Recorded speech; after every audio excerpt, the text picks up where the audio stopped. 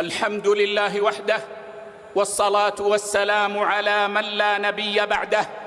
أما بعد، فيا عباد الله، إن من النعم العظيمة في أيامنا هذه ما استجد علينا مما يسمى بالذكاء الاصطناعي، وهو يتطور تطوراً سريعاً مذهلاً، ويحمل خيراً كثيراً للبشرية إن أحسنت استعماله.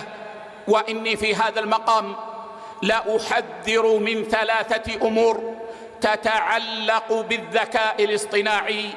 أولها استعماله في الاستفتاء، فإن بعض الناس صاروا يستعملون هذا الذكاء الاصطناعي في معرفة أحكام نوازل تنزل بهم، بل قرأت لبعضهم أنه يقول: إنا صرنا لسنا بحاجة للعلماء، فما هي إلا ضغطة زر حتى نعرف الحكم في المسألة. وهذا لا يجوز يا عباد الله، ومن أسباب الضلال. فإن الذكاء الاصطناعي حاطب ليل يجمع الأجوبة من المواقع، وقد ينقل عن موقع غير موثوق، وقد ينسب للعالم ما لم يقله.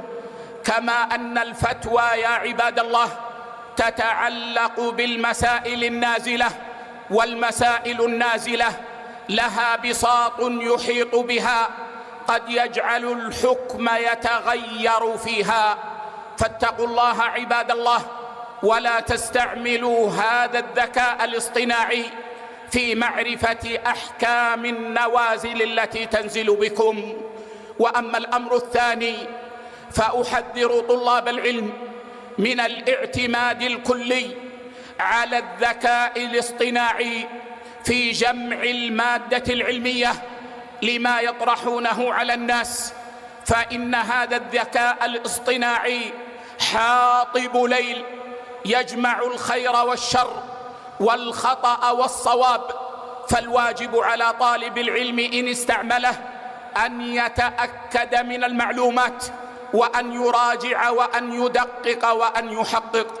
وأما الأمر الثالث يا عباد الله، فهو استعمال هذا الذكاء الاصطناعي في أذية المؤمنين والمؤمنات بالكذب عليهم واختلاق المقاطع المنسوبة إليهم. وهذا الأمر فيه عدة جرائم. الجريمة الأولى أن فيه كذباً يبلغ الآفاق، وهذا من الكبائر ومن أسباب عذاب القبر وعذاب النار، نعوذ بالله من عذابه.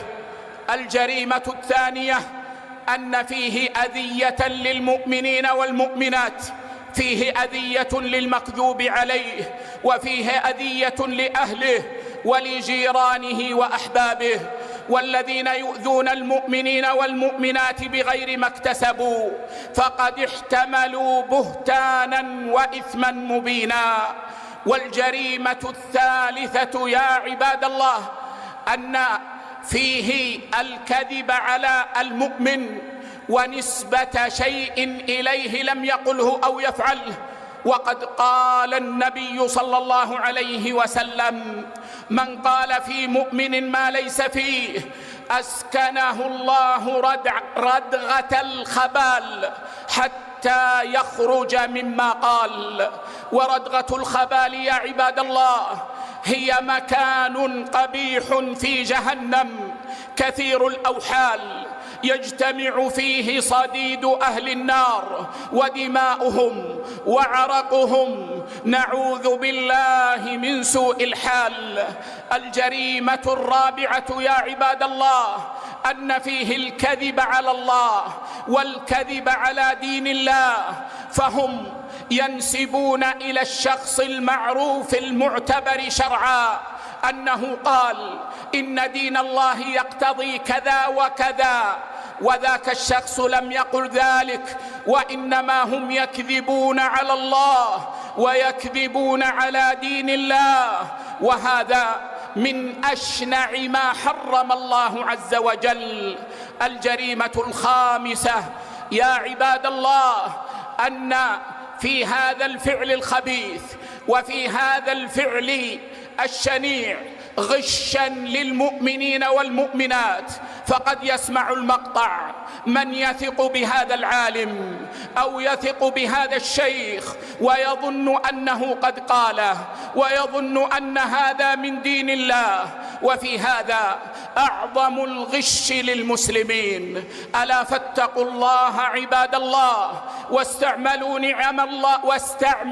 نعم الله فيما يرضي الله أو يقربكم إلى الله أو يأذن فيه الله لعلكم تفلحون.